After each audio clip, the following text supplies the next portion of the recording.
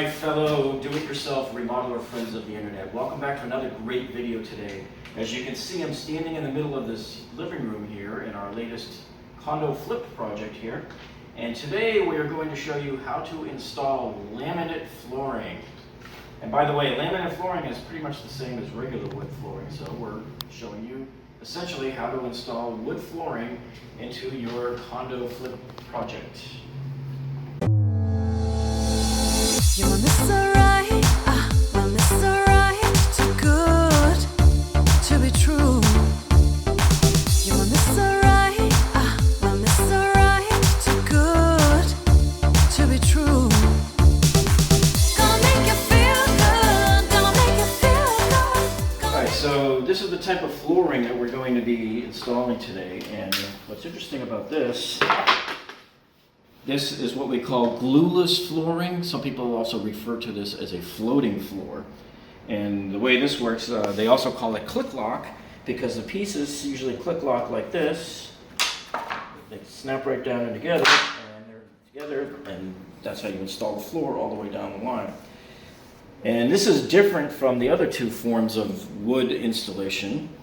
Other types of wood flooring installation would be called glue down, where you would glue these down, and that's a more permanent.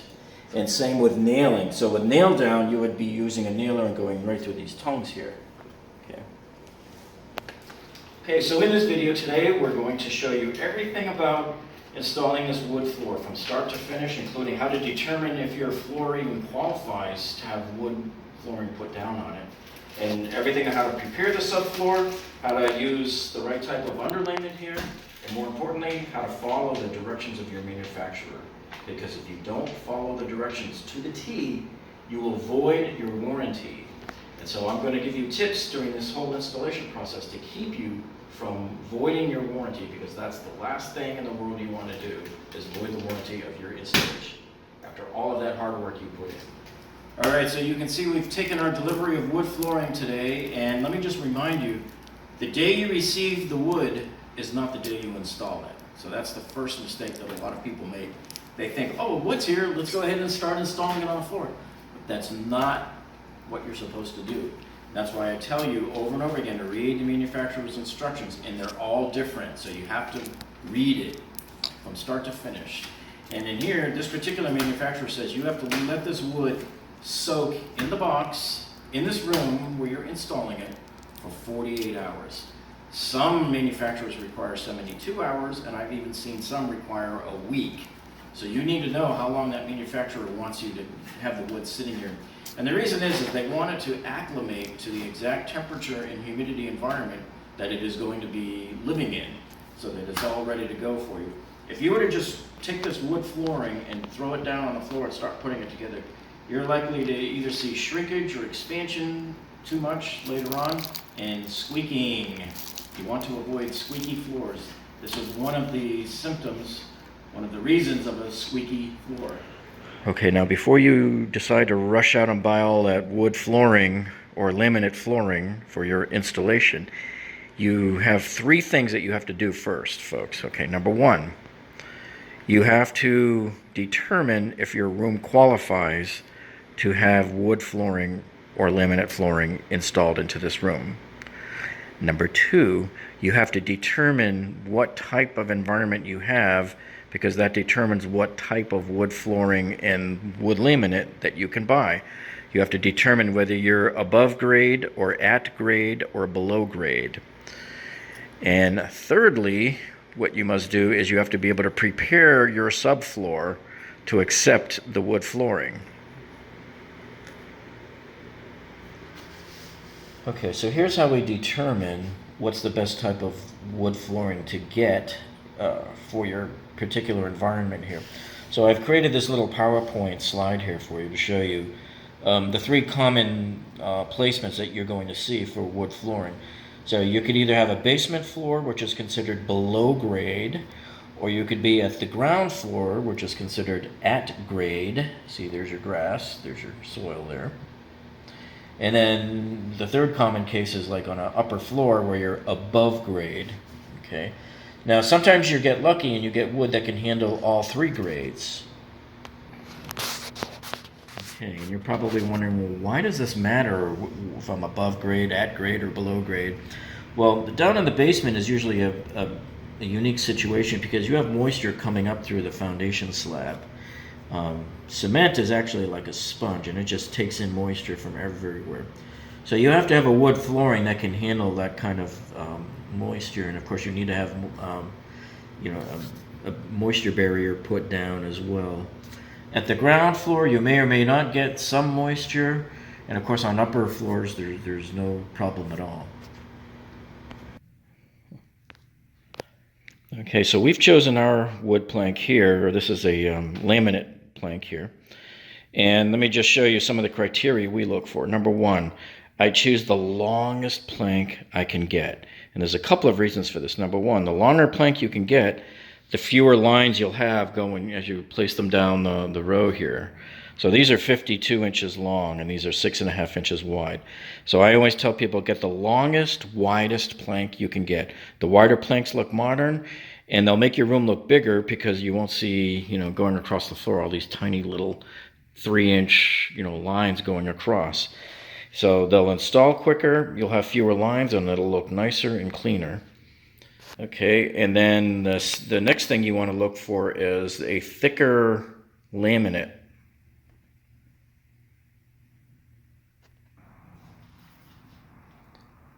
So as you look here down the profile of our laminate piece here, you can see on top there, the dark, that's your laminate. So that's a 12 millimeter laminate there. Some of them are 8 millimeters, and I don't recommend them because they're thinner, they're not as high quality, and they're not as durable, and you won't get as long of a warranty either.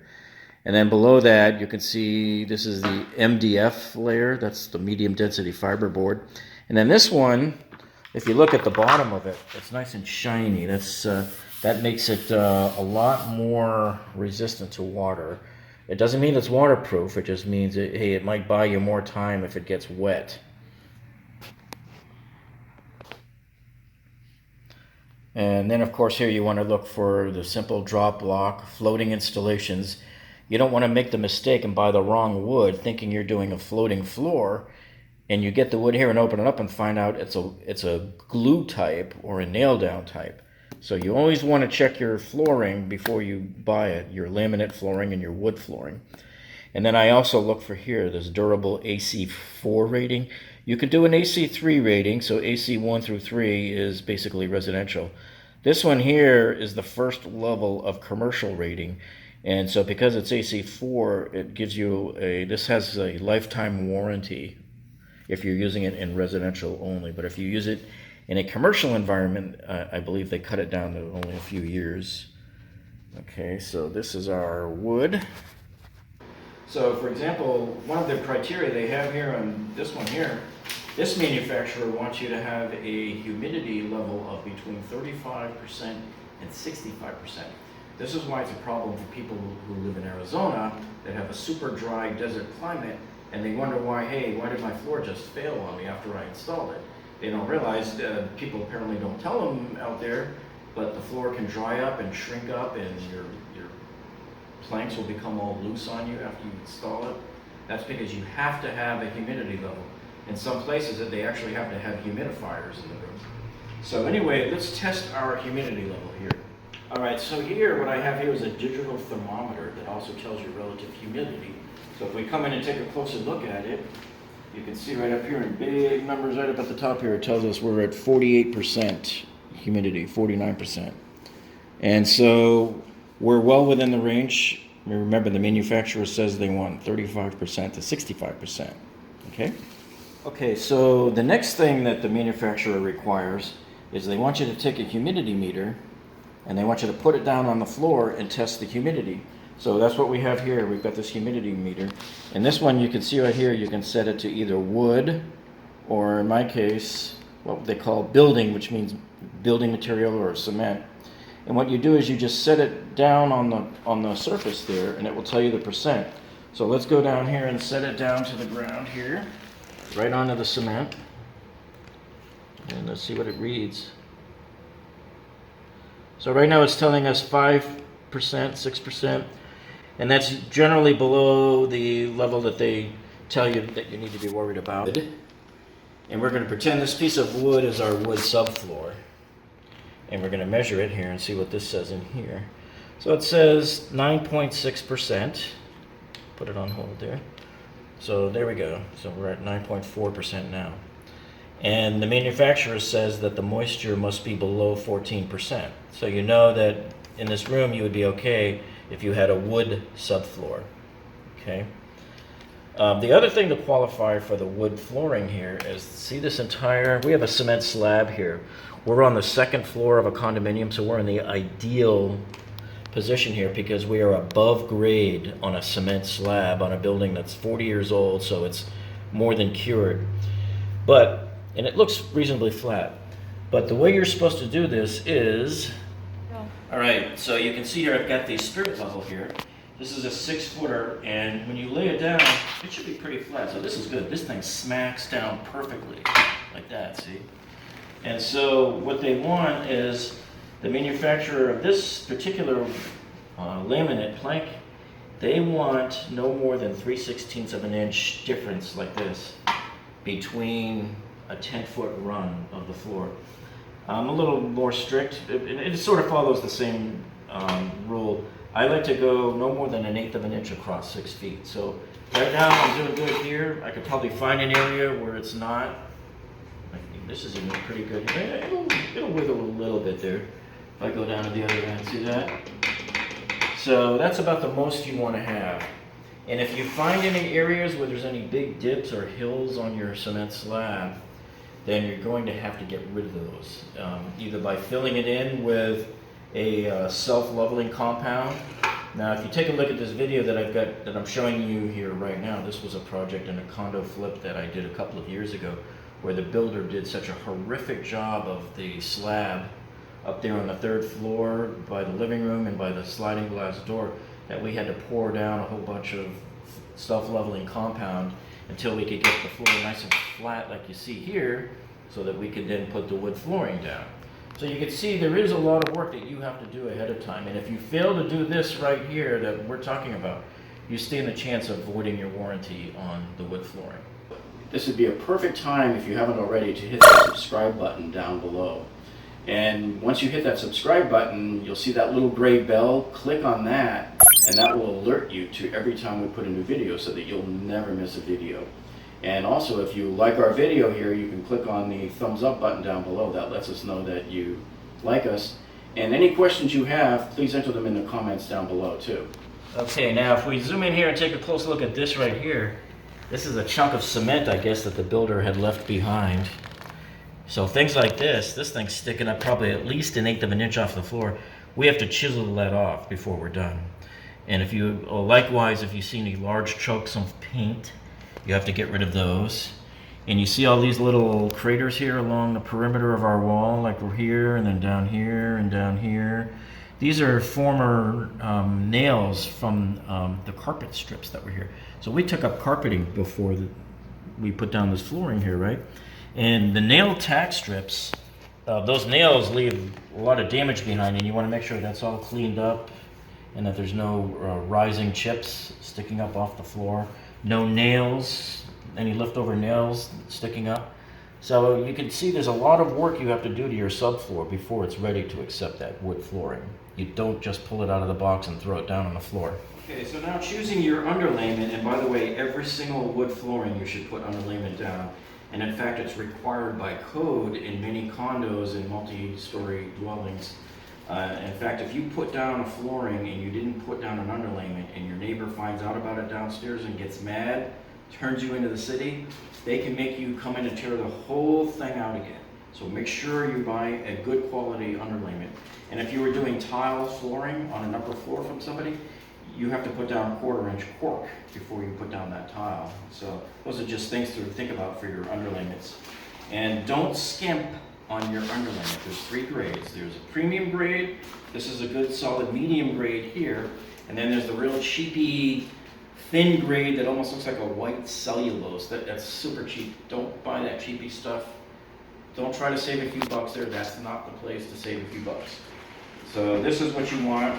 This is reasonably thick. This is almost 1/8 of an inch thick. So you want nice thick rubbery.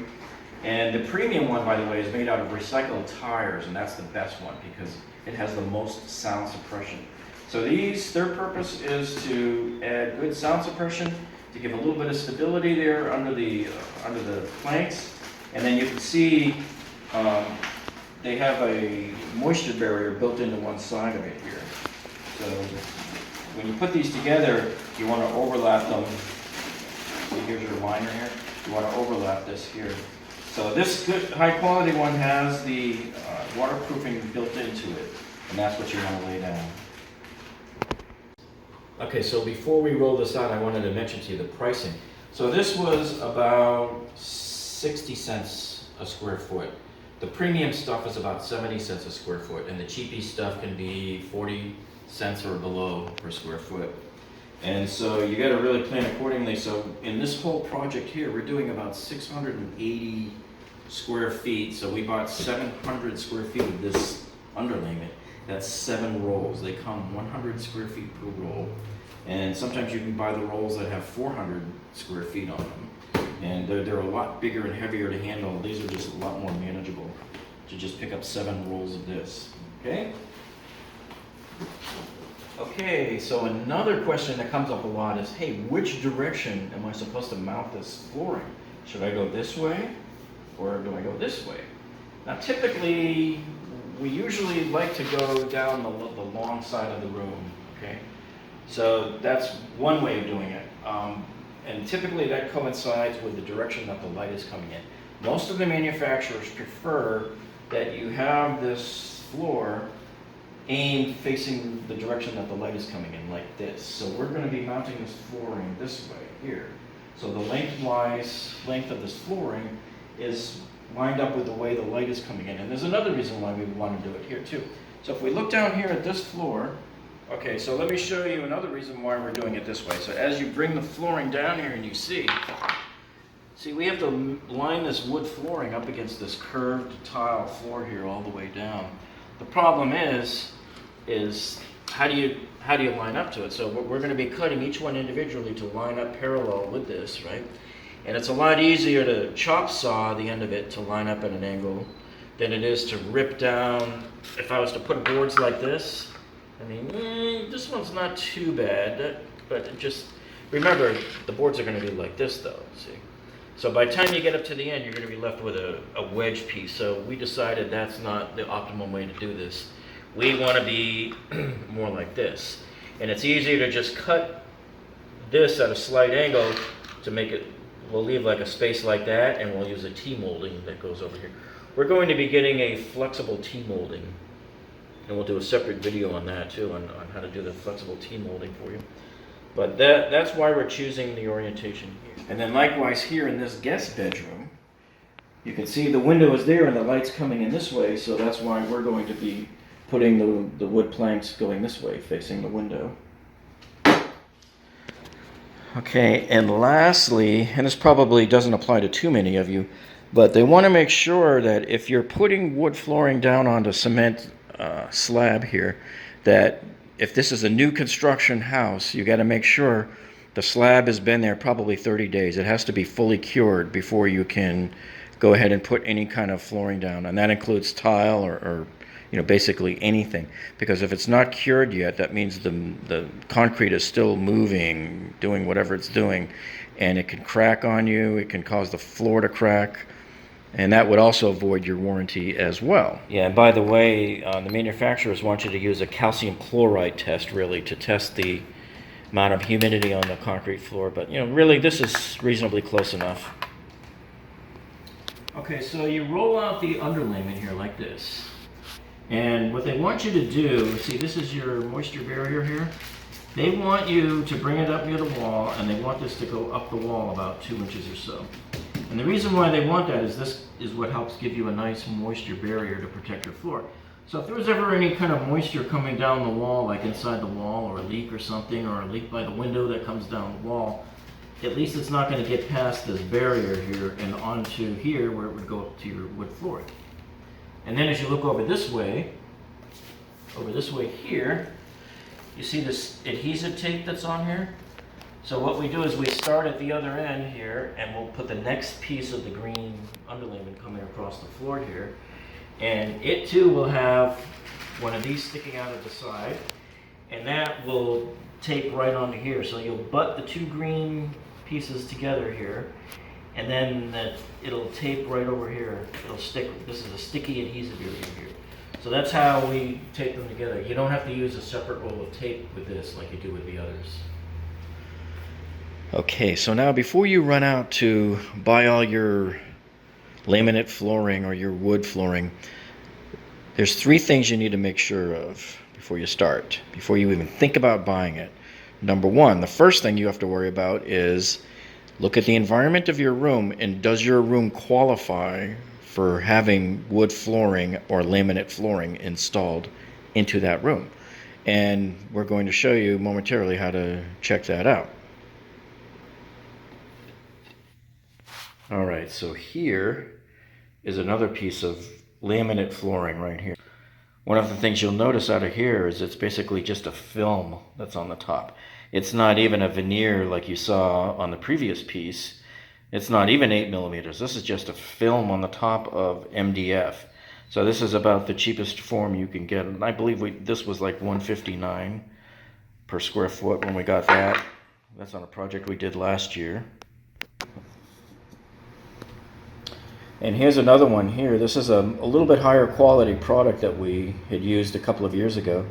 Now this is bamboo veneer on the top, and that's a 14 millimeter coating there on the top there. So that layer, 14 millimeters thick, is a lot higher quality.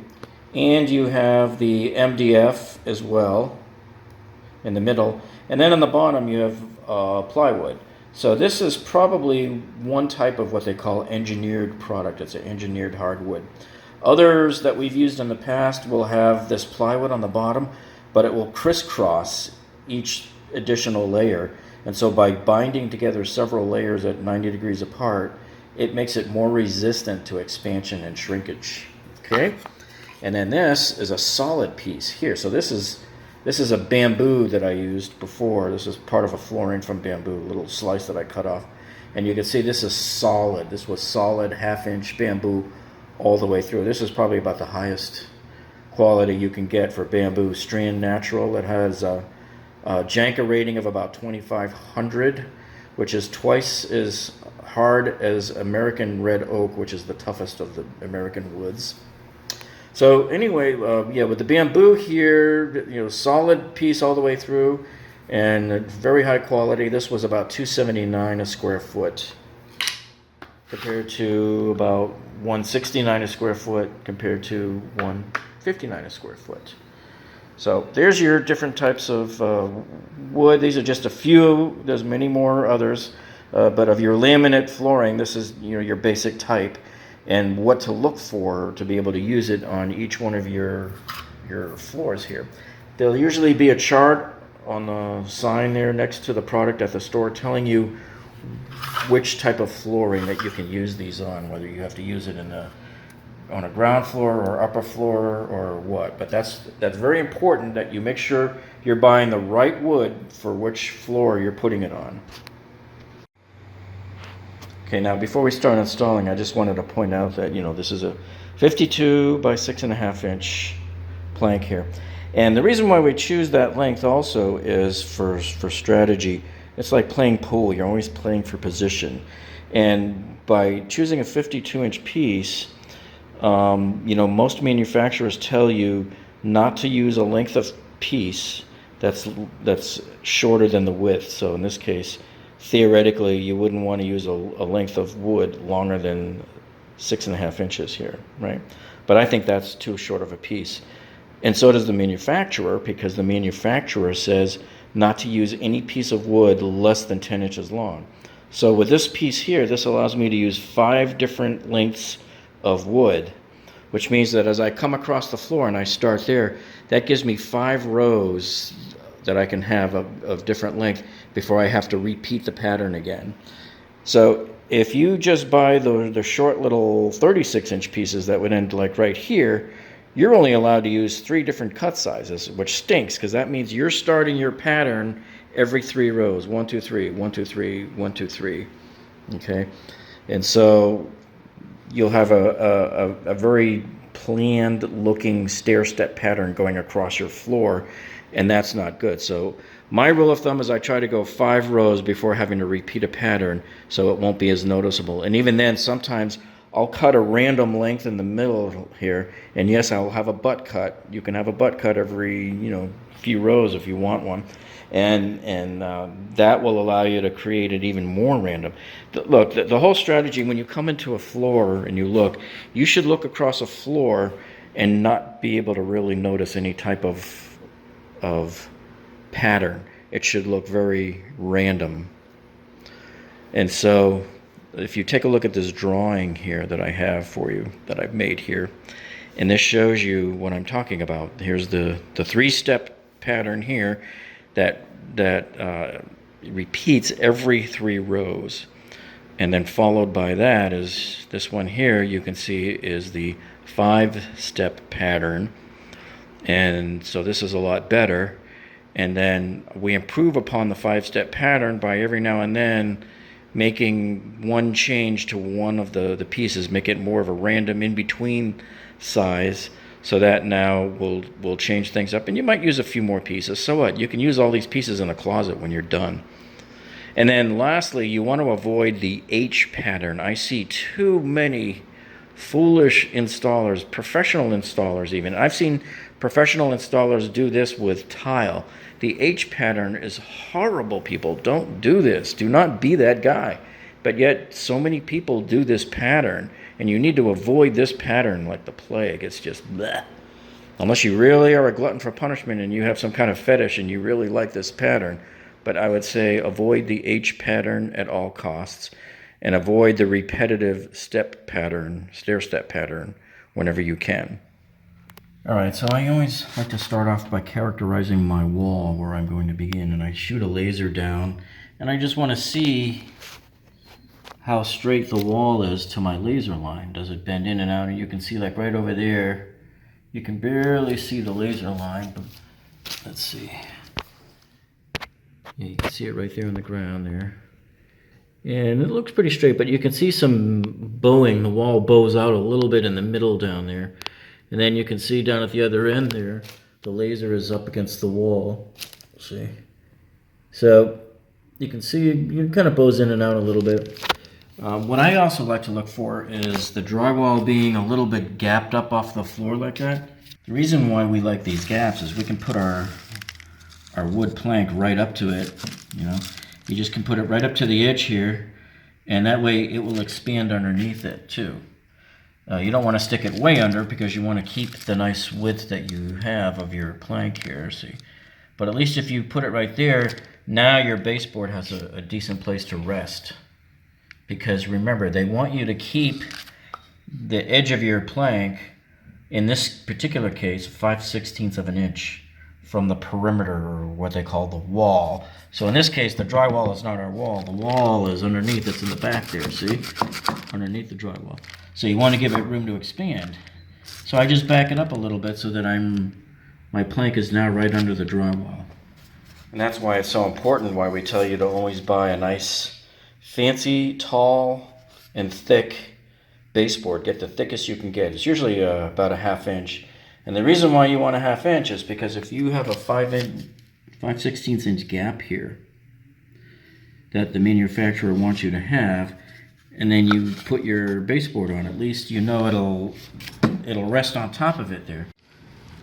Some people make the mistake of doing this. They think, oh, I have to leave a 1/2 inch around the edge of the floor, all the way around with my plank. So then when it comes time to put your baseboard, guess what happens? The baseboard can fall behind your wood, and that's not what you want. You need to try to strike a happy balance where your wood is close enough to your drywall so that you can put your baseboard right on top of it, see, like that. That's why in our case we're pretty lucky, because now we can move the wood right there, and when we put our baseboard on, we will have no problem. Now the other wall, we may have an issue where the problem here is that we have to, well, our planks are going to go this way, but you want to make sure you're within, that's 5/16 right there. Okay, so we can't put the wood underneath the drywall. The drywall comes all the way down to the ground here. So there's our spacing, and then the baseboard will go here. All right, so let's start laying our planks now. So as you can see, we have cement floor here, and we're on the second floor, as you can tell by looking outside there.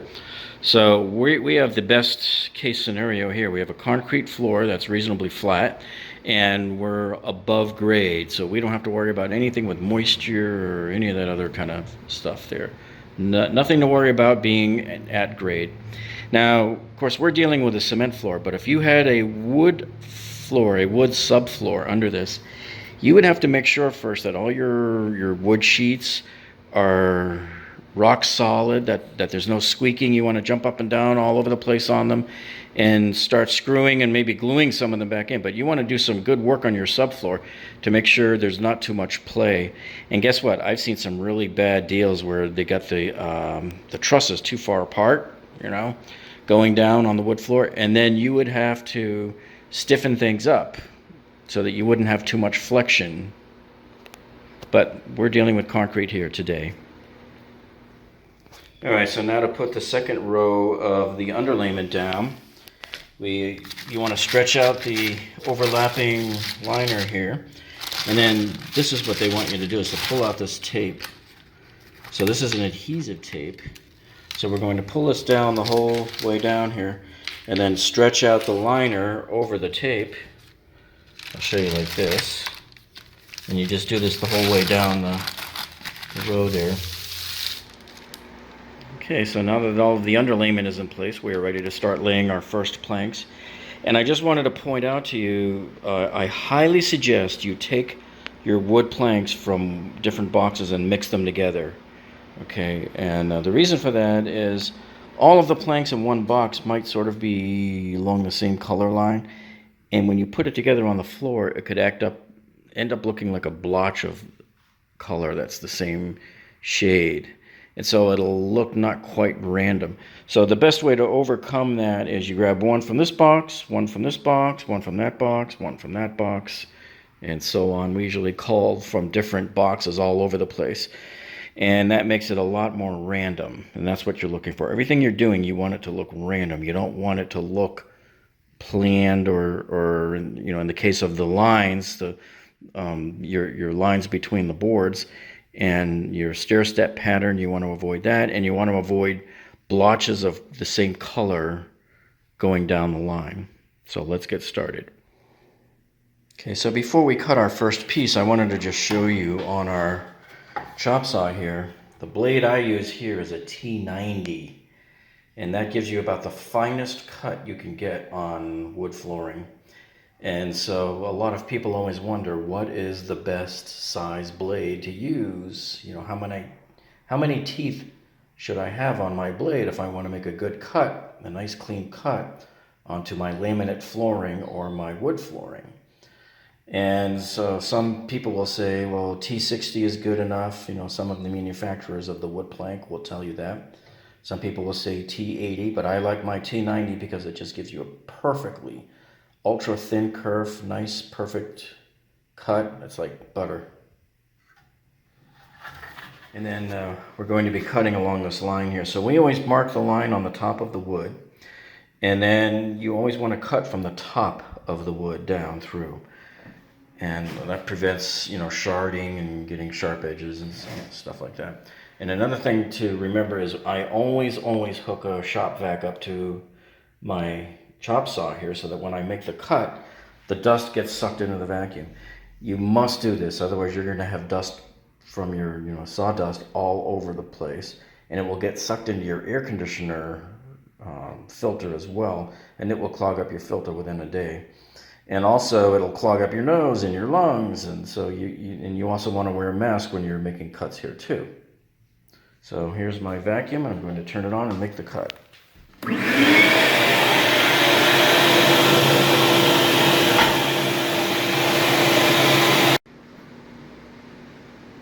See how that that T90 blade just gives you an absolutely perfect cut.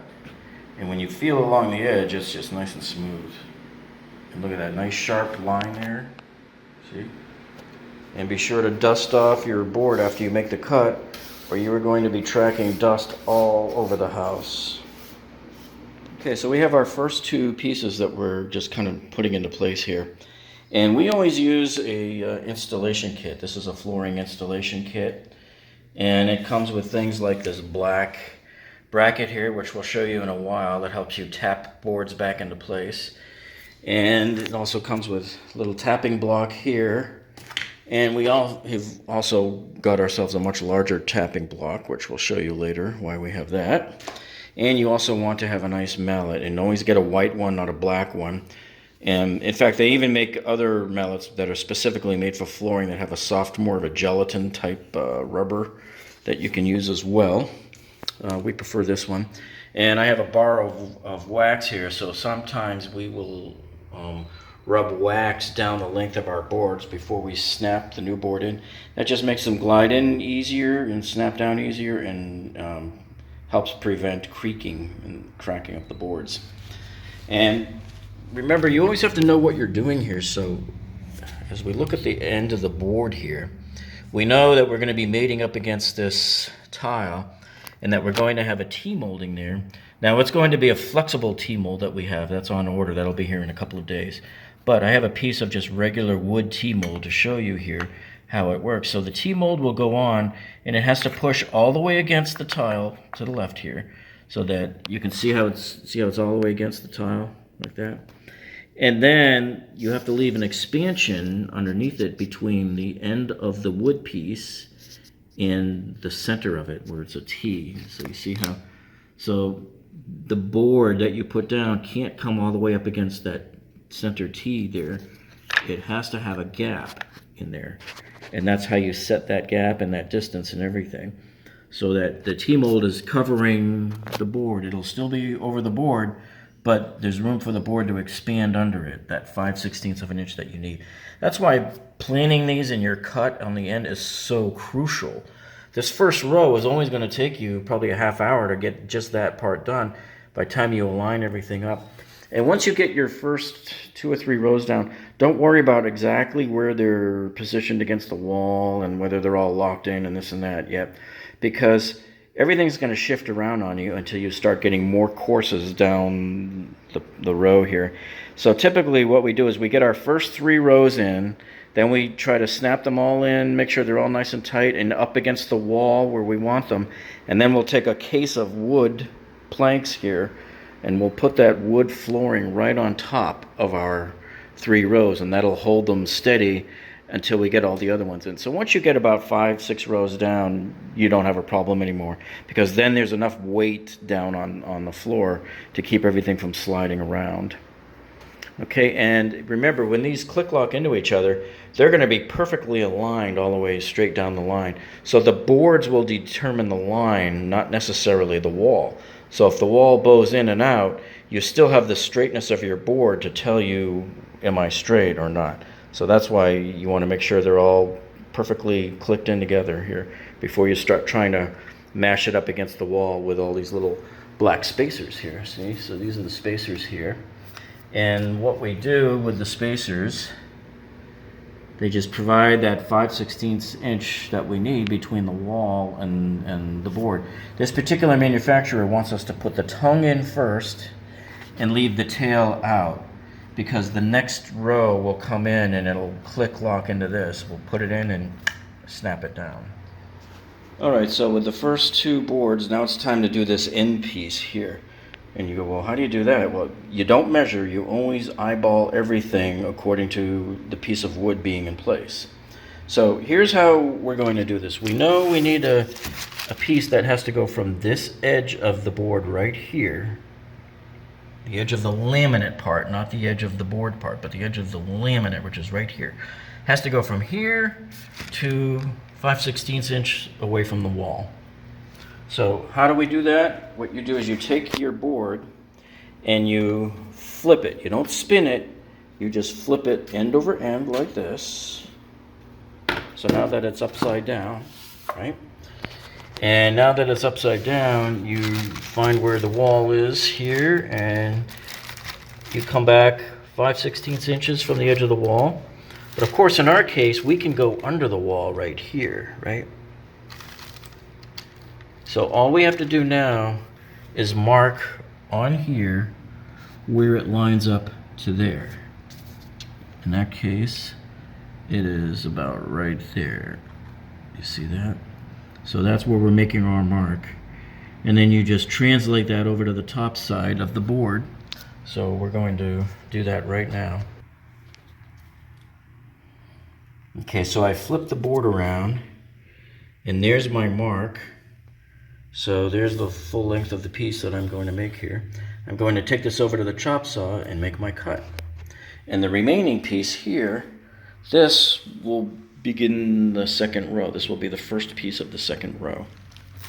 Okay, so we have that last piece in there. 10 inches, as it worked out exactly. And so now we're coming back over here to put that remainder of that large piece that we cut that from is going to go over here. And again, we have to kind of work out here how to cut this piece at an angle here, just like we did the first piece, so that it will fit under that T-mold there. So this is a good learning experience for you, because you're probably not going to be running up against this situation. You're probably going to have a nice straight wall where you won't have to cut the beginning of the piece first. Okay, so there's your first two pieces in there. So now the next piece here is going to be a whole piece, and he's going to straddle the seam here between these two pieces here. And so what we're going to do is you have to put the plank here, and you've got to stick it into the tail. So I have it just resting there just to show you how it's going to go down here. So I usually use my knee on the first row here to hold that down while I push down on this one. You just got to give it a little push down. And again, like I said, until we give it a couple of taps and get a few rows going in here, it's not always going to immediately snap right down. The tolerances on these are not always perfect either, but you do want to make sure that you don't run into like this. See? So I created this little situation to show you here of what happens when the two pieces in the first row are not perfectly lined up. These two have to be lined up so that there's no lippage there. So we'll pull this back out, and I'll show you. So that's why the alignment is very critical. You can barely see it right there. There's about a 1/16 of an inch of lippage. So we're going to adjust these, see? So that's why, without having the benefit of the weight of all of these other rows behind you, these first three rows take the longest. And we're going to put some more spacers back here too to help out as well. Alright, so here I've got the spacers right there, and I like to put them right across the seam so that it supports both of them at the same time, and it keeps them nice and even here. So when you go to put your plank to cover across here, right across that seam, you'll be just fine. And now you remember I showed you earlier this longer tapping block. This is why I use the longer ones, because it allows me to put it right up against the side of the wood here, your plank, and then you just give it a couple of love taps and everything will tighten in for you. Notice how I don't put it up against the tail, because the tail is likely to shatter, but you're supposed to give it gentle taps anyway. What I do is I come right up in here and I put it up against the edge of the veneered part so that I'm not hitting that MDF tail that is sticking out there.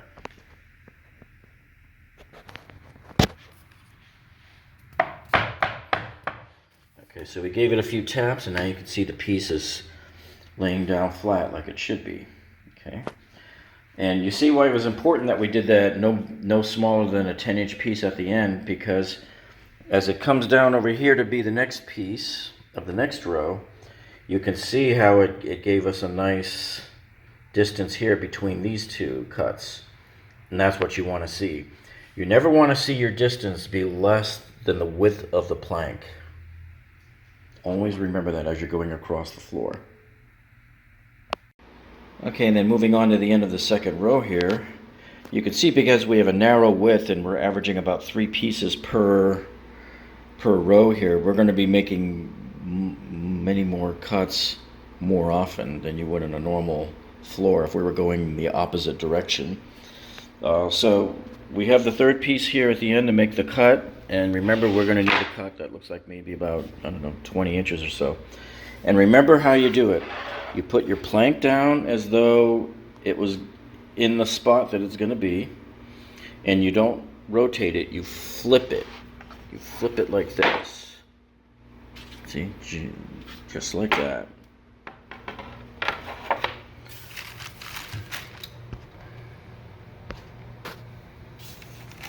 Okay, so we're positioning our plank where it would line up near the edge of the wall. And remember, like I said, we're going under the drywall because the drywall is up high enough. If that wasn't the case, I would be coming back 5/16 of an inch like that. But here we're taking the up, you got to remember when this flips back over, this surface of the underside of the plank is what's going to be up against the wall right here. Okay, and then you come all the way back over here and mark the point where it would touch with the adjacent plank. Right, so that point is right here. So we're going ahead and make that cut. All right, so now that the last piece is put in on the second row, the other half of that cut comes back up here now to form the third row. And just like before, we have to figure out how this is going to expand under that T-mold, so we have to start this point right there. Okay, and that means we've drawn the line here to meet down at the other point over here. And so you can see what we're trying to do is make the cut because the tile is starting to curve now. This tile floor is kind of curving this way. So we have to maintain an even space in that channel there as we go along the curve. So that's where we'll make our cut. Okay, so the beginning of the third row is now in. And you can see what I did there. So it's fitting nicely under the T-mold reference piece there, leaving enough expansion there for the row.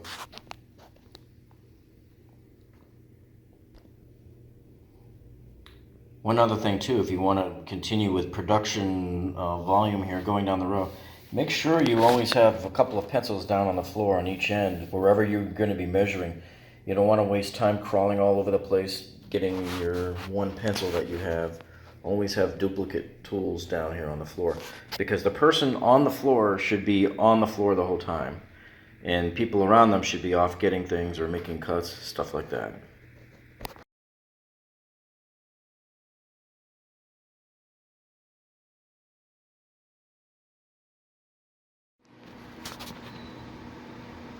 Also wanted to point out to you, you see how there's all this dust and stuff all over the planks? This is how they are right out of the box.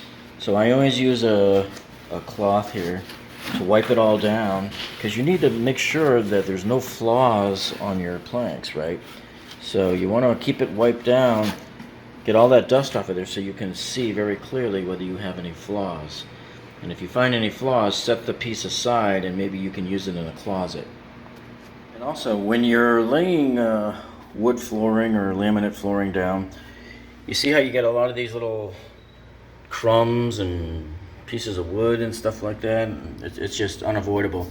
You don't want to leave these on there. You want to get them out of the way. So every once in a while, we'll come by with a vacuum and vacuum our area, because you don't want one single speck of anything to be underneath your wood, because it could be a potential source of creaking and cracking later on. And a lot of times we found where a piece of wood won't snap into place, and it was because there was a little chunk that fell off that we didn't see that was keeping it raised up just enough to keep it from locking into place. All right, so you're looking at the first 3 rows done, and we've gone ahead and put 2 cases of flooring down, and we put it down on the edge of the 3rd row here so that it'll hold it down. It can't lift up on you. So now as we start the 4th, 5th, 6th, 7th courses of the laminate planks going across the floor as part of our flooring installation here, eventually the weight will kick in and help weigh it down. but we just need to get more rows of planks in. So you're probably going to spend about an hour and a half or so just getting these first 3 rows done. You're probably wondering, well, how? I mean, how is it that long? Believe me, by the time you fight and control all these pieces together, get the spacers in there and get them all snapped down and then get the weights on them here, that's a lot of fighting. You're fighting for every little 16th and 32nd of an inch here. And then ensuring that the planks are indeed snapped in and level, you know, flat. They're laying flat. They're not propped up in an angle. All right, so let's go along and get finished with the rest of the floor. All right, so here's a situation you're going to run into from time to time. So here's the last piece of the 4th row. But look what happens at the end. You're left with a sliver here that you would have to cut like basically a 2-inch piece. And I just simply won't have any of that. I never have liked this idea. I see people do it all the time, but I don't like this. So what I want to do here, and we're going to do what's called a butt joint. So that means we have to make this piece shorter. So we're going to have to cut it, you know, somewhere back here so that we can put a longer piece in here. Now, by doing that, that means we're going to be cutting it straight across, okay, and we won't have the tail piece. And if you don't have the tail piece, that means the next piece won't be able to clip down and lock into that side. But that's fine because it will have the tongue and groove on this side and the tongue and groove on this side to hold it down.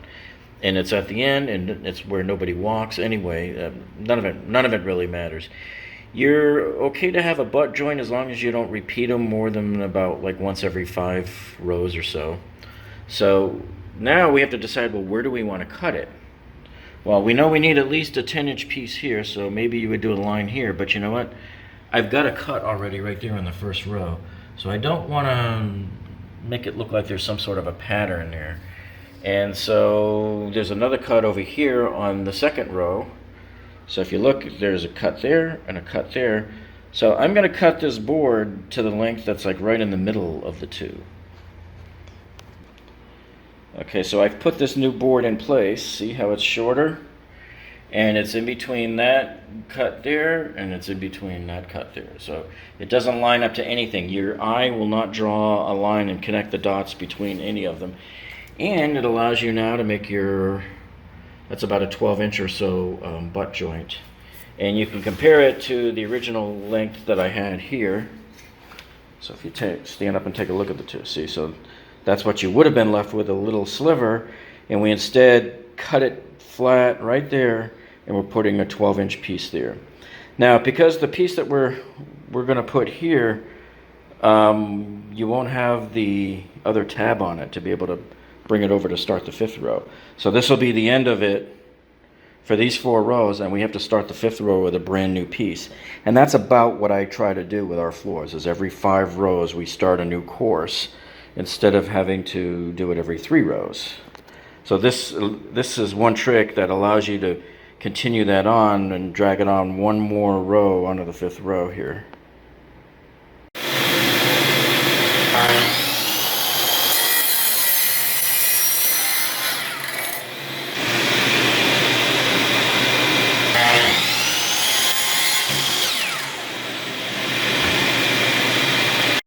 So here we are putting in our butt joint piece here, and remember there's no tab for it to rest on, so you just click it into the adjacent row there, and when it comes down there, so you barely even see that there's a line there.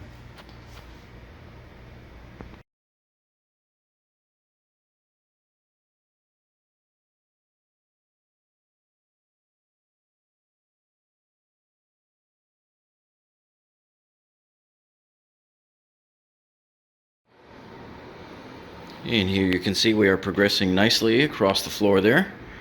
Almost done, just have probably 7 or 8 more rows to go.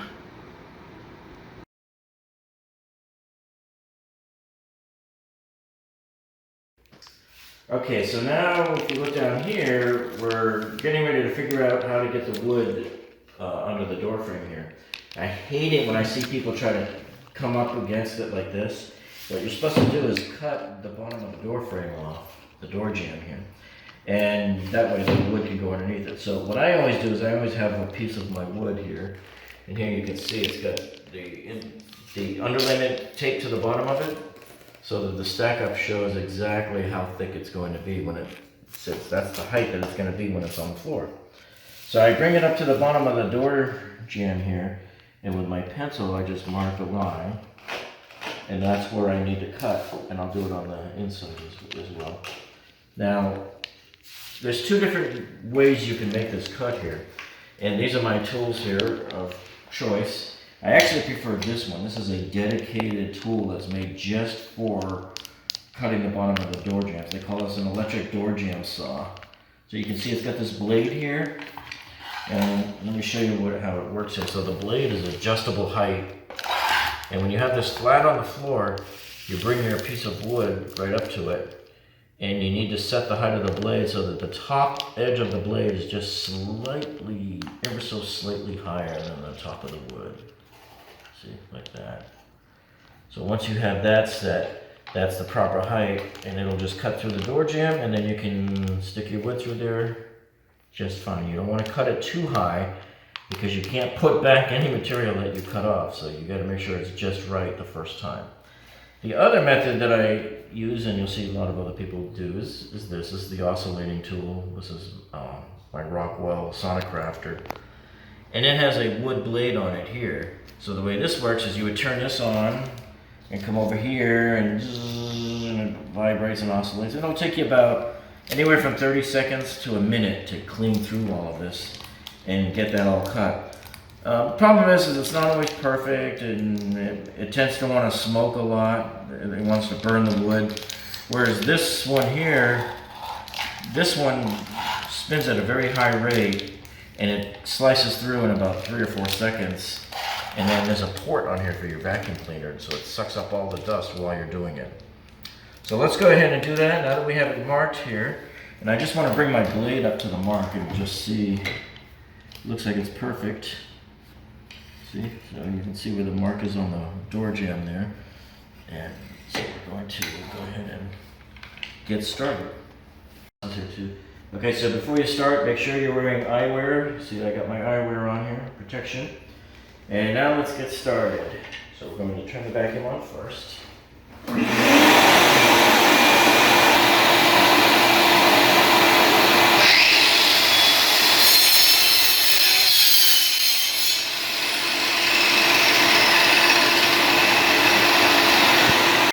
Okay, so you saw how quick that was. That was basically 2 or 3 seconds.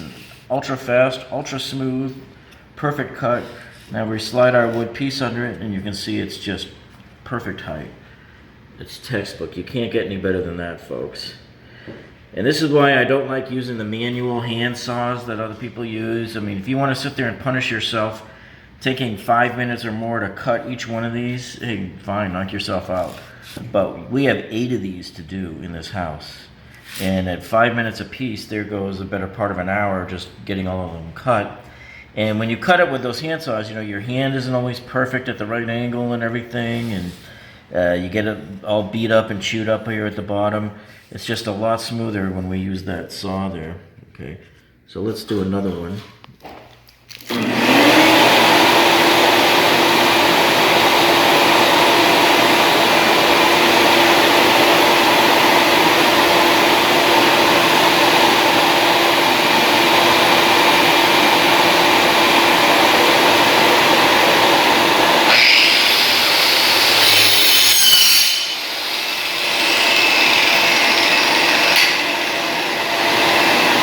Piece just pops right out, just like the other one.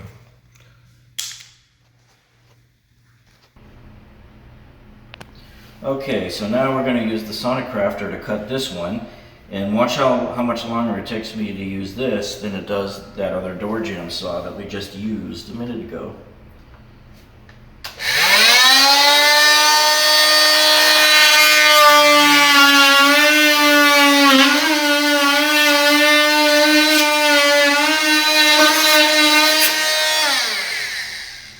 So that was a lot longer. That was closer to 10 to 15 seconds.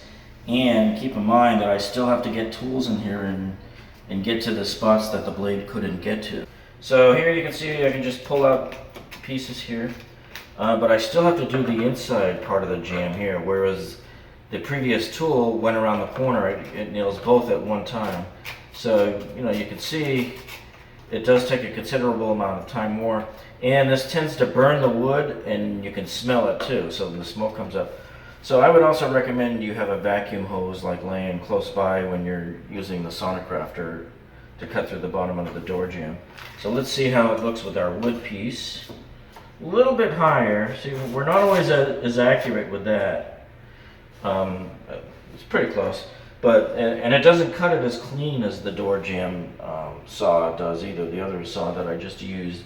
And I can set the height on that other blade, and it will stay that way for all 8 doors. I don't have to remeasure. I don't have to draw any lines on the bottom of the door jambs. I can just walk right up to the other 6 or 7 doors in this house and just start right on the bottom of it and be done. Okay. All right, so now as we get to the end of our wood floor here, and we're going to end up with a piece that's right here, and then we'll figure out what to cut and how big to make it here. But now we have to start to think about what are we going to do about this transition, and this is probably one of the worst scenarios that we've encountered for doing a transition, because where I'm sitting right now is I'm on this carpet. This is Berber carpeting that's out in the patio. So the patio used to be right here, and then this was the living room, and there's about a 1-inch drop off. So this is just, there's no pieces out there that will single-handedly cover this type of transition that we need here. So what we have to do is, I have a piece that comes close. You can't use a carpet transition piece because this carpet is below the floor pretty much. It's maybe right at the floor level. But the shape of those carpet transition pieces don't give you enough dimension to make that happen. So what we have to do here, and let me just kind of show you here. This is the piece that I think that will work the best. This is what we normally use this is a threshold piece that we normally use where the wood floors come up against a sliding glass door. So apparently, I don't know if they had sliding glass doors here at one time. The previous owner converted this to an enclosed patio. Okay, so you know that if you use this piece here, you can't put it up against the edge of the wood like that. You have to leave an expansion joint. I'm going to leave it about a 1/2 inch like that. And so that means your carpet over here, if we come around to this side here, see how the carpeting is right there, comes right up against it? We'll eventually have to get a razor and cut this carpeting to be flat up against the side of that piece there again. But look what happens at the bottom of it though.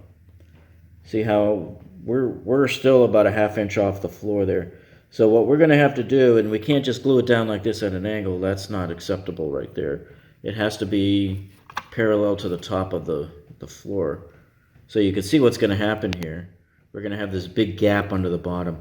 So what we have to do is go get some metal strips from Home Depot and glue those down, and then this will glue on top of those metal strips. And that way we will be covering the floor like we're supposed to. It will be up against the carpet. It'll be up a little bit higher, and yeah, this is a potential issue with your toes, but there's really nothing else you can do when you have a situation like this where you're about 1 inch or more drop off from where you want to be. See, and on top of that, the other thing we have facing us here, if you look here, I mean, the builder just gave such a poorly terminated cement structure there. The termination of the ledge from the living room down to the patio level here, it's really bad. So we have a lot of stuff to fight here. We may have to chisel away some of this, but these are the things that you have to deal with, that you're going to be faced with at the end of your flooring whenever you have 2 dissimilar types of flooring. And even if this was wood flooring meeting up with wood flooring, this is still 1 inch lower than this. So the other thing you could do is, if you have all the equipment and the know-how, is you could get a big piece of wood and just mill your own piece of wood. That would be perfectly custom fit, you can do that as well. But we think that this piece will do just fine for us.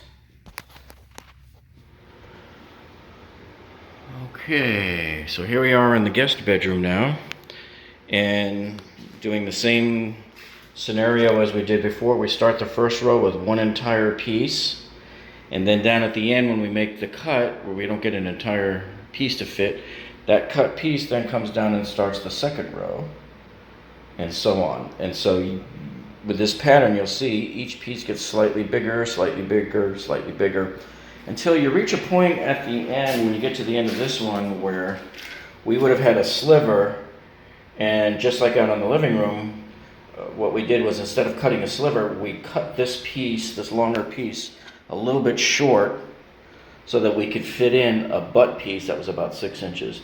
And that's about my minimum length, is no smaller than the width of the plank.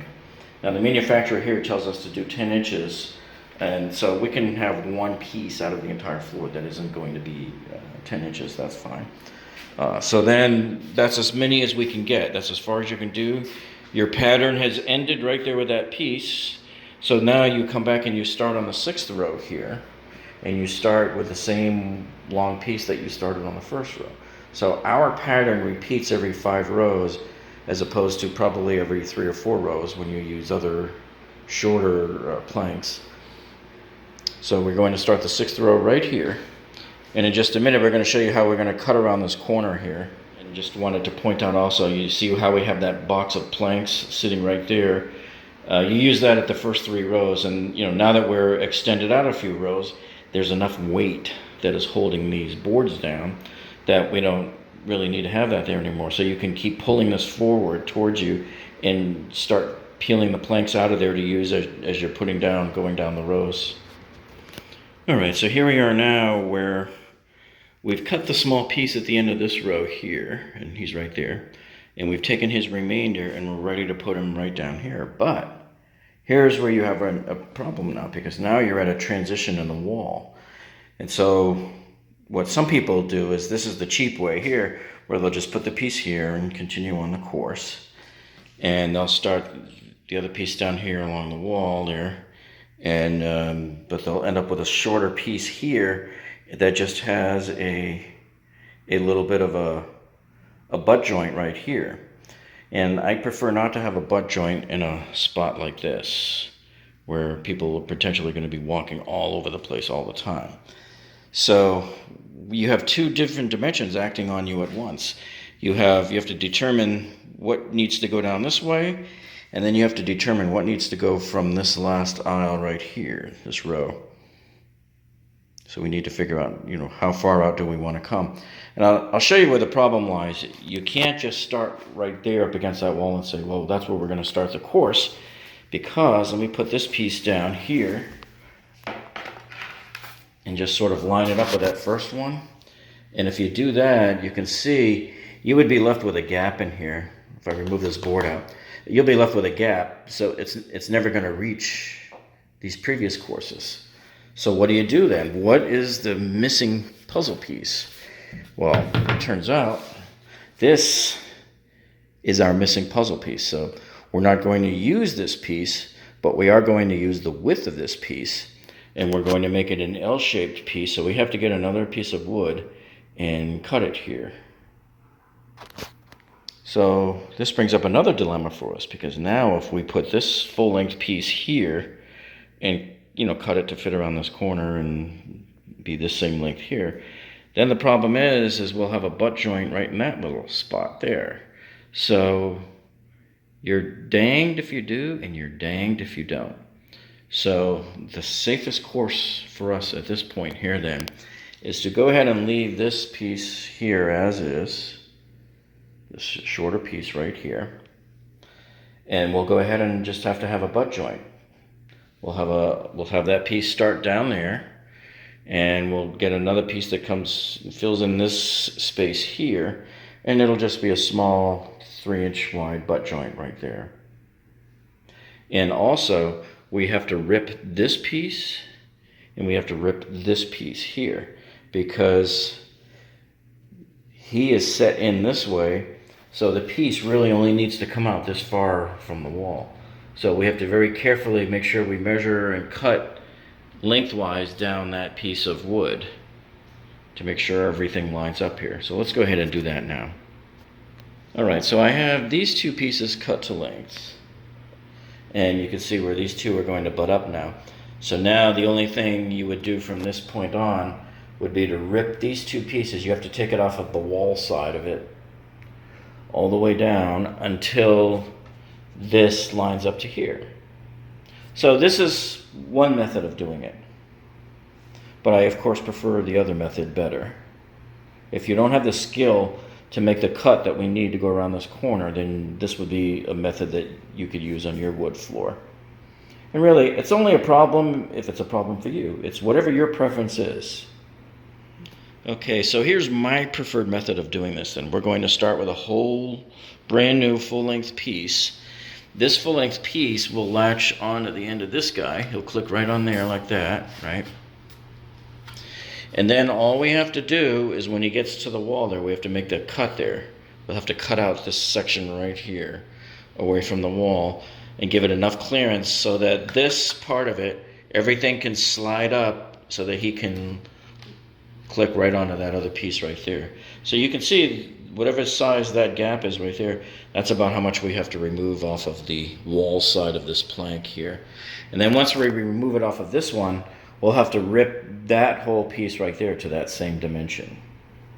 So let's go ahead and cut this piece here. We'll figure out the measurements and then we'll cut it. Okay, so the best way to accomplish this measurement is we've put the piece in as though it were already attached here. And then you can see right here, I made a mark about 5/16 of an inch away from the wall there. So what we'll do is cut along this way here, like this, down this piece. And then we'll get to a certain point here where we go this way. So let's find that point. All right, so I put the piece back, and this is the point we're looking for right here. So we can be like what the other boards are, 5/16 of an inch away from the wall. I'm going to mark this with tape so we can see what we're talking about. All right, so with the board in place there, this area right here inside the corner of that blue tape there, that's the area that has to get cut out. Now that's a tricky cut to do. So what we do is we will start with the wood like this, vertical on the chop saw, and we'll come down and hit a few of these here and knock some of them out up to about this point here. And then we'll feed this end here through our table saw and just slice all the way down here until we hit that blank point there. Okay, so here we are at the chop saw, and I'll show you how we do this first part of the cut. Always put your safety glasses on.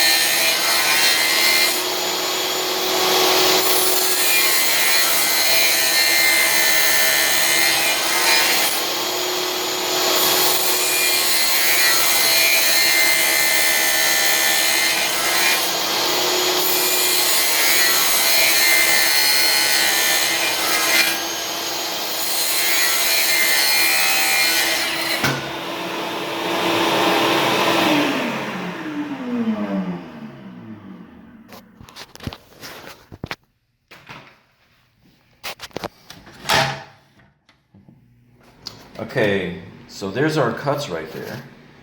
And all we have to do now is just kind of get these out of there and chisel that flat, and we're going to be just fine. And then we can run this through the table saw lengthwise down the tape.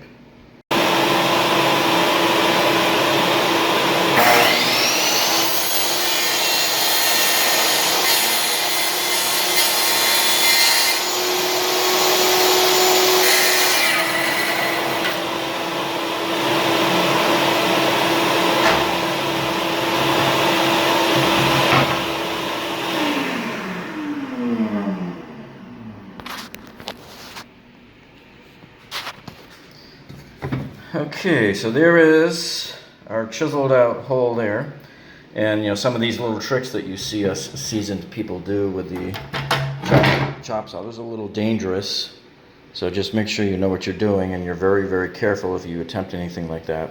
Alternatively, if you don't want to use that maneuver that we just used to cut these out here, you can use a chisel too.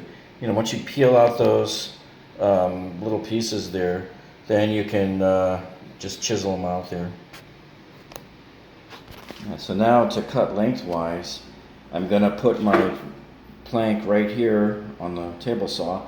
It's going to go up against the fence as I push it through, and there's the blade will line up with my tape mark that I made, and we'll cut the blade, we'll push it all the way through right up into the hole here, and it'll stop right there.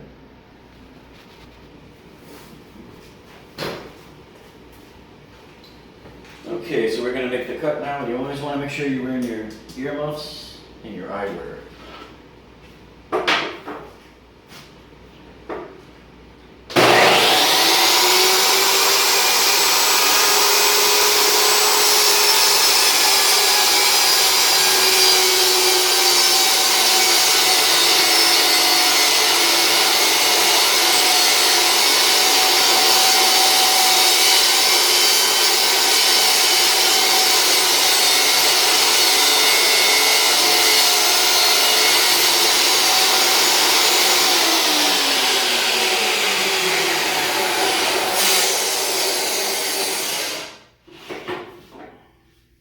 Well, here's our piece.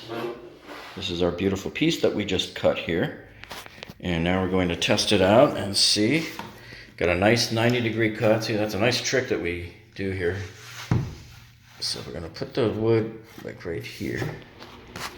Well, for this piece right here that's going to go by the door, you see we can't just rip it all the way down because part of it has to jut in and take up this space right here by the door. So we've taped it off here how it's going to look when we're done cutting it. So let's get this over to the saw and get that cut.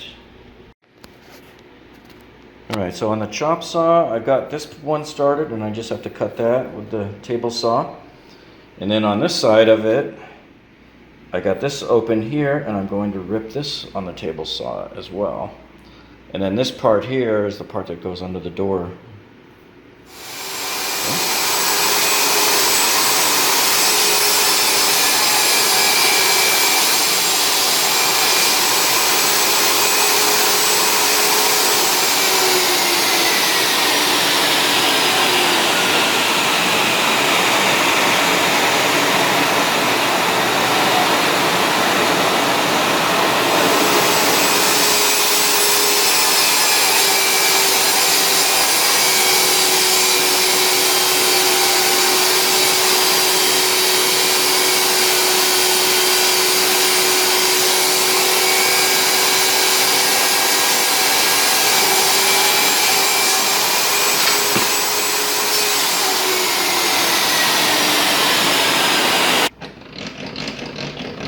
Always lower the blade after I cut. Now here you're supposed to have the big shield over it and everything, but just for the clarity of this video, I have removed that shield so you could see exactly how the cut was being done. Okay, so here's the piece that goes under the door. It's been 20 minutes so far, and we've already made 5 cuts out of this piece, and we still have one more to make. Because you see how we're still not quite there yet in terms of the width there? Well, we didn't make a mistake cutting. You can see that has to still go in. The problem is because of here. So now the last piece that we have to cut is we have to rip this little section off of this part that sticks into the doorway. And so you can see there where it's supposed to end. So we will go ahead and mark and make this one last cut and be done with it. Alright, so there we cut off that extra little piece there. That was about almost 3/4 of an inch. Now we should have our final cut here. This should be nice and ready to go. Okay, so our door piece is finally cut and it's in place. And this happens a lot too, because 9 times out of 10 you're going to find yourself with a cheapy door frame like this. This is what the builders do. They give you these cheap door frames that are 1/2 inch on this side, and then they shrivel down to an 1/8 inch here. So now you have this hole here, and what we normally do is we'll cut a small piece of wood and stick it under there before we put this piece in. We'll put them both in together and glue it together, and it'll be down in here, and it'll fill in that crack there, and you'll never really notice it. This is what I hate about these cheapy door frames that the builders put in. Normally what I do with my door molding, it's flat across the front and fluted all the way up and flat, 1/2 inch thick, so you don't normally run into these things here. But sometimes you're at the mercy at what somebody else did leading up to it. And then the T-mold will go across it like this. So here's a little T-mold reference piece here just to help us figure out. And when we go to cut the T-mold, we'll have to notch out here in order for it to fit all the way up against the wall here, the edge of this door frame. And we'll have to do the same thing on the other side as well. So you can see here what a pain in the butt it is when you have to start cutting around corners and doing ripping on these planks, because these 2 planks right here just cost us about an hour of work. And you would think, oh, it doesn't look like it, but man, all the figuring out and engineering you got to do. And this one was 6 cuts that it took to get this piece here right, because you have to cut this way and then that way and then this way and then that way, and then you have to cut this thing twice. You're putting it in and seeing where it fits, and it's a real pain. So let's hook these up and see how it looks. All right, so here's our 2 pieces again. And you can see it starts down under the door there and comes all the way along the wall and runs along here. So it looks like everything's fine now, right? Or is it? Houston, we have a problem. So every time in construction, folks, this happens a lot. Every time you fix one thing, you break something else. And do you see the problem? Anybody see the problem here with our wood floor? If you look at where our plank ends, it ends basically 1/2 inch or so, maybe about 1 inch, away from the previous edge of the adjacent plank, and you can't have that. You really want to be 6 to 10 inches minimum away from that. So what do you do in this case here? Well, the fix is actually pretty simple. What we have to do is go back to this row here, right before it, and we just got to change these pieces here now. So what I will probably do is start right here with a full-length plank. That'll probably take me right to here, and then we'll be fine, and then we can start doing our runs up the rows again. Yeah, and so here's often where you pay the price with what the builder does to you.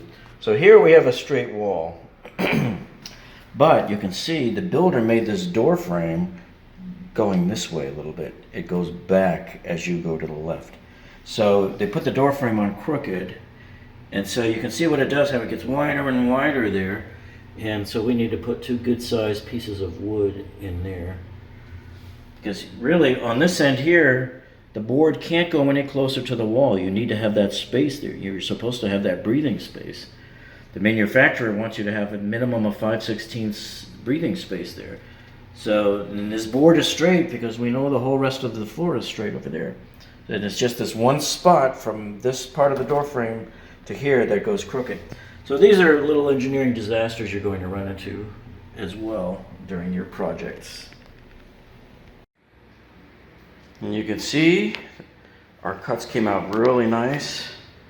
We went around the corner there, right? We turned the corner there with it, right? And then went straight up towards the bathroom door there, and went under the bathroom door and over another corner here. So these were the pieces that together took about an hour or so to get them all cut perfectly. And so now we're free to continue all the way back up the row here. And you recall we had to adjust this row here because this plank came right up against the other cut. So we started by putting a previous, what we did 3 rows earlier, we started with a whole plank. So we did this 3 rows earlier right over here. There's 3 rows, 1, 2, 3. And normally we don't like to repeat on the 3rd row. We normally, with our patterns and the way we do our cuts, we try to get 5 rows, but we simply had no other choice. But now that it changes and goes all the way down and starts over here, we're probably going to be adding more staggered joints here as well coming up the row. So it's not going to be the same pattern as it was over here. The minute you start adding length to the floor, you're going to get a different randomized pattern. So this will work out just fine for us. Alright, so as we examine our handiwork here, hey, if you found this video useful, we'd appreciate if you would give us a thumbs up down below here. You'll see you can do the thumbs up. And also, if you like this video, you can subscribe now while it's fresh on your mind, and that way you can come back later and binge watch all of our videos. We have videos every week that we come out with.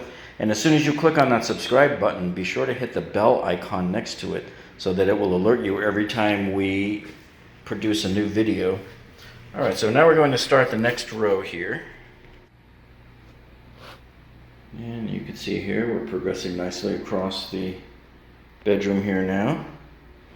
And this is as good a time as any to remind you folks that don't throw all this stuff into the trash either. These boxes, when you're done, your flooring boxes, cut them up into smaller sizes like this and recycle them. This is all perfectly recyclable cardboard. Even the papers, the instructions that come with them, the flyers and everything that are in there, those are all recyclable as well. So don't throw anything in the trash other than the plastic. Only the plastic that encases these boxes should be put into the trash. Okay, so here we are on the last row of our little hallway here. And I wanted to use this little piece here so that all we got to do is just have it go in the corner like that. And then we'll have to notch it here so that it can go right up here and finish up this last little piece here. Then we'll have a straight edge here, and then we can put a long piece that goes along here, because as it happens here, we're almost at a full width here. We'll just have to maybe shave off 1/8 of an inch off of any of the other planks down here in front of the closet track there. But so in addition to making that notch there, we may also have to cut, we would cut it on that side, but it has to be ripped so that it's not as wide as it is right now. We have to rip it to accommodate, you know, and to fit in that space there. So let's go ahead and measure that up. Okay, so the way I like to do it is I just take the piece, put it in place wherever I can, which in our case is going to be right there. And then we come over here to the wall, and we got to come off 5/16 off the wall, because that's the clearance that we need, and I'm making my mark there. So now we know, at least for the part that goes in here, how wide it has to be. And then what we do is, we know, if you look over here, let me bring this close in the center there, he's right over the track. And so we're going to have to shave a little bit off of that as well.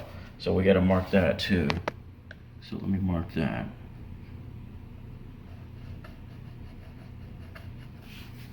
So I got him marked. So we have to shave that off also. Okay, so now I have the wood piece. We're pretty much right where it's going to be over to the right. So now I come over to this corner of the wall and I make a little mark on there about 5/16 away from the wall, because that's the clearance that this part needs in order to go that way. Alright, so that's what the part's going to look like. This right here is what's going to be cut out and removed from the piece so that this can now slide under there. So that's another sort of tricky corner piece there. And then we have a full-length piece here that we're going to put next to it. And he has no problem fitting lengthwise. His problem is widthwise. He'll also need to get cut. So the cut that it's going to get will be a rip along the long end along that back there. So let's figure out how much it's going to need.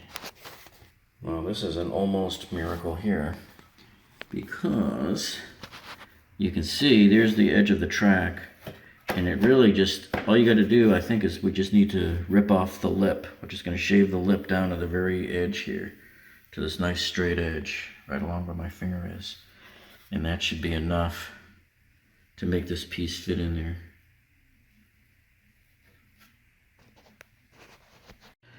Alright, so now we know what we have to do with this long piece. The next long piece has a little bit more of a difficult cut, but we do these all the time, and we'll show you how to do this. This is fairly simple. So what we're going to do here is this piece has to wrap around this wall, this little stub of a wall right here, so that it can lay flat. So you can see we have it sort of sitting where it's going to go here, and then where it would rest on top of the plank next to it, where they would interlock together. So let me show you that a little better there, see? And when you look above the wall there, see, it just has to notch around it. So we're going to make our mark right here, about 5/16 past the wall. And then on the other side over here, about 5/16 past the wall. And then we have to figure out how deep to cut the little pocket hole here. Alright, so to figure out how deep to make that little pocket hole, I've put this piece of blue tape here, and I'm going to just mark it 5/16 of an inch in front of the wall.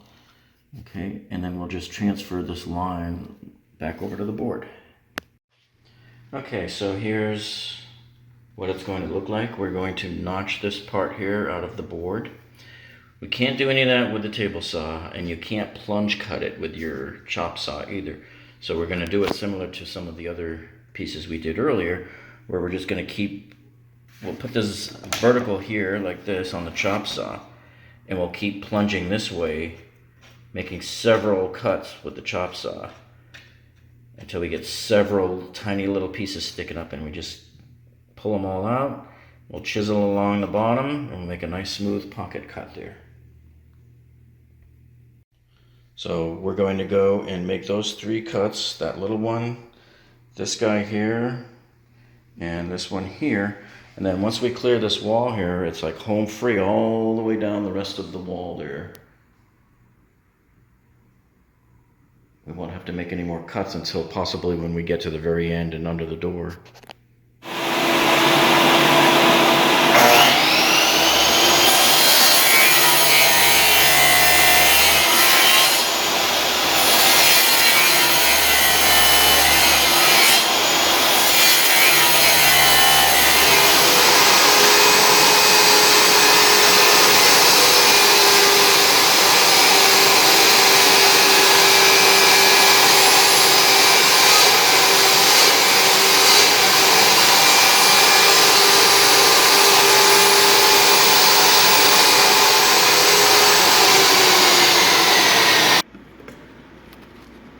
So I have the smaller piece cut here, and you can see there it is, nice and perfect.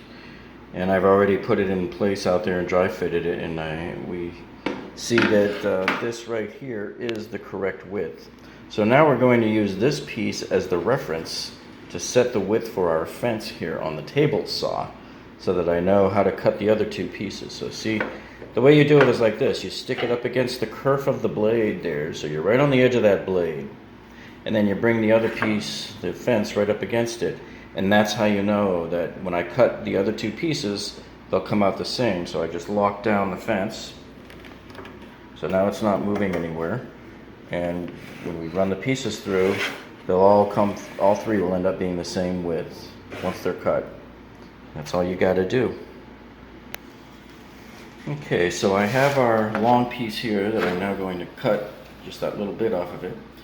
And you want to make sure, folks, that you know which side you're cutting, because with these wood planks, with all of the laminate flooring, both sides tend to look quite the same, except one side is the tongue and the other side is the tail, and the tail often looks like the tongue on these. So you don't want to put this thing in 180 degrees out of phase and cut the wrong side of it.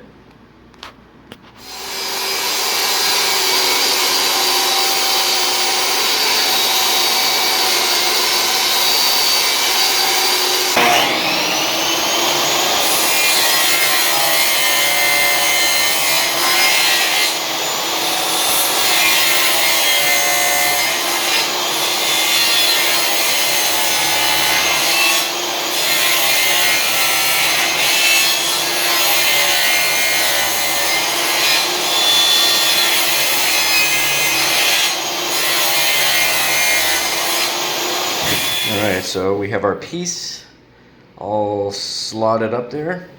And all we're going to do is just get little hand tools, little screwdrivers and stuff, and pry these off. And once we get them broken, we'll go ahead and file across the bottom with our chisel. Alright, so we have our 3 pieces of laminate flooring here are cut. Here's the 2 long ones, and then here is the short one. So let's see how they fit. So we'll put this guy in first here, and see how he fits in just perfectly there. And we're going to leave about 1/8 of an inch in front of the track here. And that's fine, because you've only got a few rows here. It won't expand that much. And later on, if you decide you want to fill in the crack, you can probably put some caulk just right along the top there to fill in the crack, just for a visual there. And the wood will still be able to expand. Your wood flooring can expand back and forth through the caulk there. Alright, so that piece is in, and let's try the next piece. Okay, so he goes in pretty nicely there too. And this last piece, this one was the trickier one because it has to go around that little wall there. So let's see how well he did. So it looks like he fits in pretty good.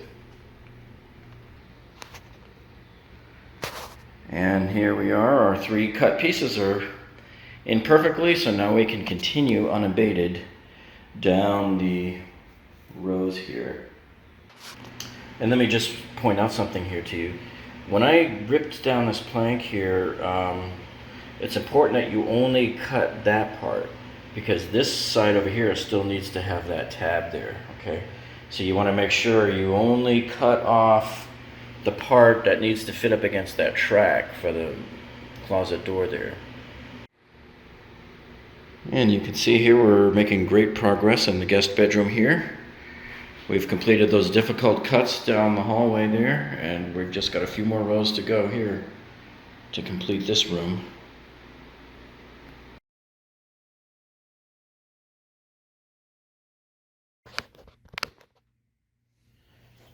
Okay, so now what we do on these last 2 rows here is, because we can't get the hammer on the other side of our tapping block to get at it, what we do is we use this tapping bracket here, and we always put a cloth down to protect the floor. And I'll stick the bracket right on here like this. Just give it a couple of hammers, and that's all you got to do.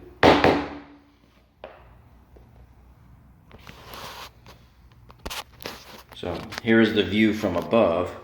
So the whole idea is, instead of trying to tap it from over here, the bracket gives you a chance to tap it from back here instead. And that, folks, is what we always do on the last 2 rows of our laminate flooring.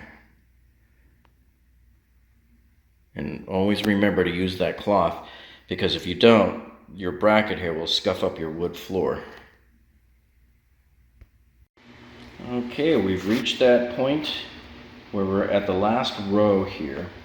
And there's a couple of different ways you can do this. What I've done is, first of all, I always like to have the piece that's right up at the door be longer than the door. So we're going with a full-length piece here that you can see. I've got it sitting right here.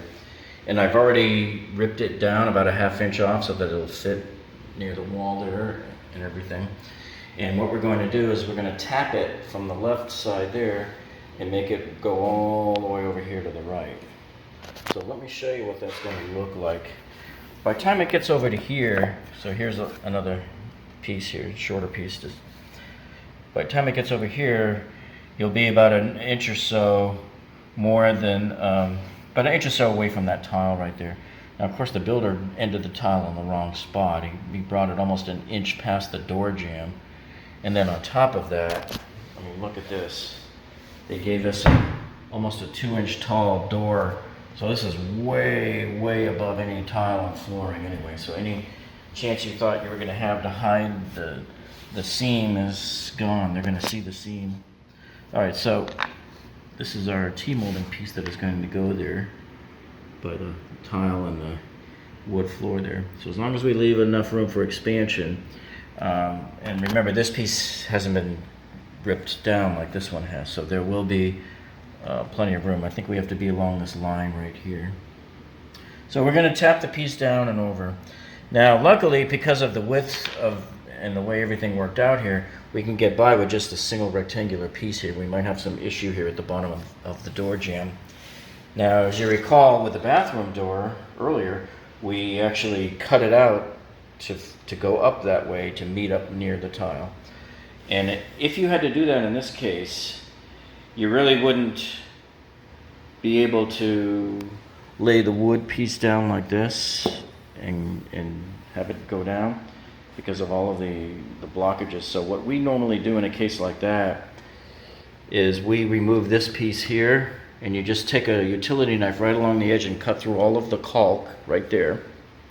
And then you just pull the piece off, and you do the same thing on the other piece. So now that there's nothing blocking, you'd be able to put your piece in, and it would go down because you don't have that there blocking it. Okay, we don't have to do that in this case, but we have done that in the past. All right, so a minute later, we've tapped it into place, and it lines up with everything else in the corner there. Okay.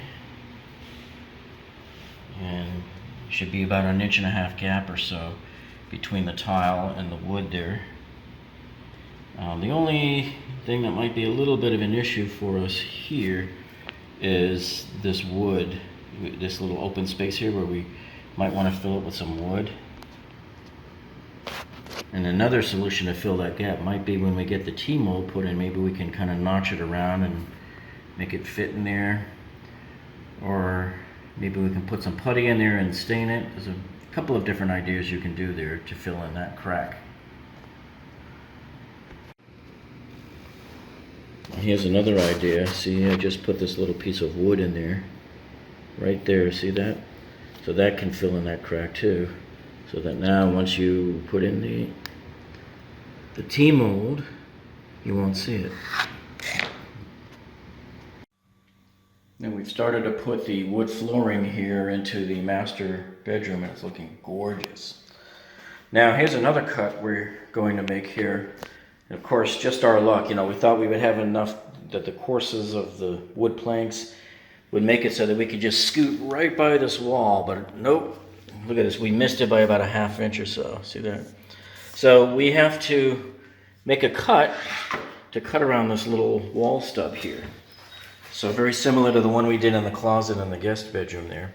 So we're going to have a piece of wood here like this, and you can see I've already got it taped off so that when we'll cut it to fit around the wall so that it will still be able to clip onto here, and then it will continue on down towards the other wall here in our bathroom area.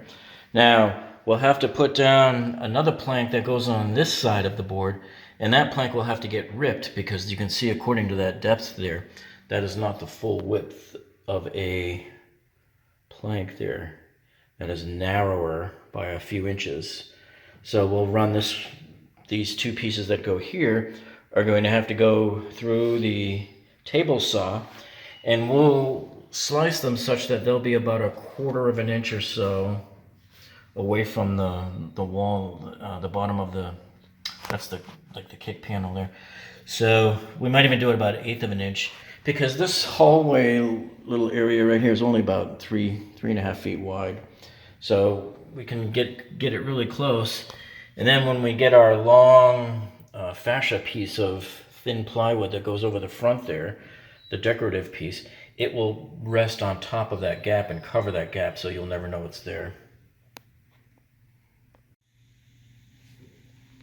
Okay, now in terms of making this cut here on the chop saw, what we're going to do is make a series of slices that just go all here. And by the time we're done cutting, it's going to look like the tines of a fork. And then we just take our tools and rip the pieces off, and you'll be left with a bunch of jagged edges right here on the bottom. And we'll very carefully run it through the chop saw. We'll drag the saw across the bottom there to smooth it out. You can also use a chisel and a hammer, but it's a lot easier to do it on the chop saw if you're very careful.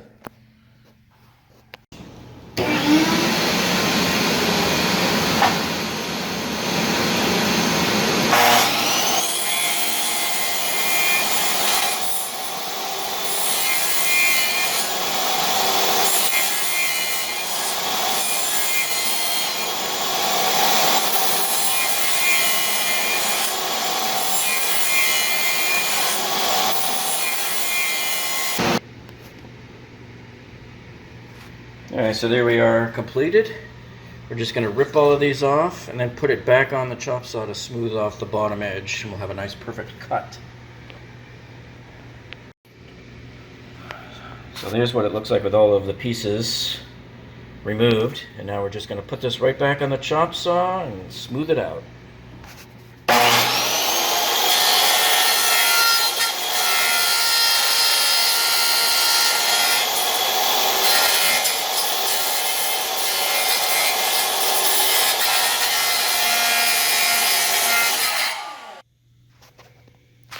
Alright, so here's our piece, all finished. The cut is there. It's okay if you have jagged edges because all of this is going to be covered by baseboard. Alright, so I just want to do a quick dry fit here before we put some more underlayment down. And you can see, textbook. So the baseboard will go right here and cover all of this nicely for us. Okay, and now here's another situation you'll run into from time to time. And that always is the problem, is sometimes getting under these door jambs. But with all of these pieces that need to come together down at the end here, you can see we can't quite get them to line up because the door jamb is forcing them to come flat, and you can't come in at an angle and then rotate them down. So, and because there's so many of them that we're having a problem with here, and after spending a half hour, it doesn't seem to want to budge. We could spend more time and make it work. But I want to show you a different solution here that we've used before too. And we're going to remove this door jamb piece here, this molding. So all we have to do is all we have to do right here is we just take our utility knife and we're just going to start up at the top of the door and just go down like that and score the caulk all the way down.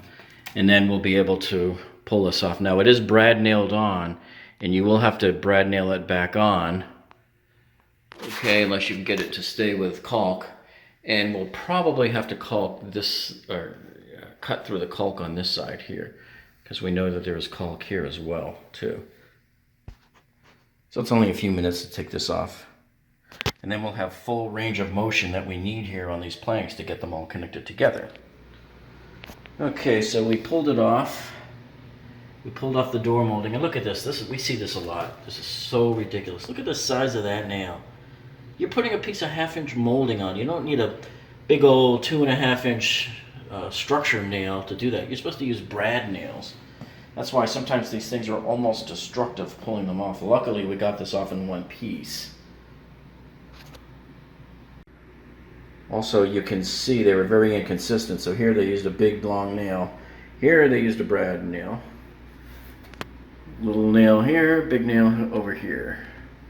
So, all right, now we can have free rein to get our pieces put together.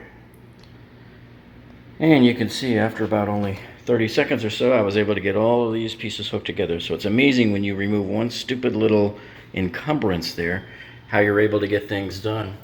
And then over here up against where it meets the tile into the bathroom, we're fitting it now with the dry mold, the T-mold. See that T-mold right there? So you got to leave room underneath it for the wood to expand in and out of that T-mold piece there. And so that's where we want to line up all of our pieces now. They all want to end up right in line with the end of this piece here. So we've got probably 2 or 3 more rows to go here. So this is looking really good. And we'll put this molding piece back up when we go to do the baseboards. We'll do all of that at the same time. Brad nail them and caulk them. So here we can see the master bedroom is coming along nicely now. We've got it about half done. It's getting late, so we have to leave, and we'll come in tomorrow. We'll clean up this whole side, and we'll have all of these done and cut, hopefully by the end of tomorrow. So this right here, what you're looking at, was about maybe 6.5 hours worth of work total for one person. So I was unable to have anybody work with me the last couple of days, so I just did this part myself. And the cuts here are what really slow you down. All these little cuts you have to do to go around the door jambs and the walls and stuff like that. But we're moving along. So if you found this video useful, hey, we would appreciate it if you would give us a thumbs up down below by clicking on the thumbs up icon. And you can also subscribe to this channel down below so that you can come back later and binge watch many of our other useful videos that we've put up for you that will solve many engineering issues around your house. And for all of you DIY remodelers, plenty of stuff every week. And that's it for this video, folks, and we will see you on the next one.